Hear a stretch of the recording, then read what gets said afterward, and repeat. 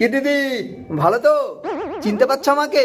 আমি সেই দা বঙ্কেজি গাই, সব থেকে বেশি কাটি তোমার পিছনে আমিই করি। বলছি দিদি, কি প্ল্যান খাটিয়েছো মাইরি? বৌদিদেরকে 1000 টাকার লক্ষ্মীর ভান্ডারের লোভ দেখিয়ে ভোটে তো ঠিক জিতে নিলে, এখন দাদাদের পকেট থেকে 3-4 হাজার টাকা ইলেকট্রিকের বিল ঠিকই খসিয়ে নিচ্ছ।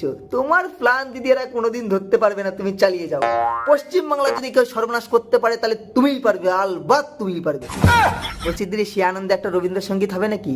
তোমার কোকিল কণ্ঠে রবীন্দ্রসঙ্গীত গান শোনার জন্য আমার দিলটা ধকপক ধকপক ধকপক ধকপক করছে। বলছি দিদি, একটা গান শোনাও না প্লিজ।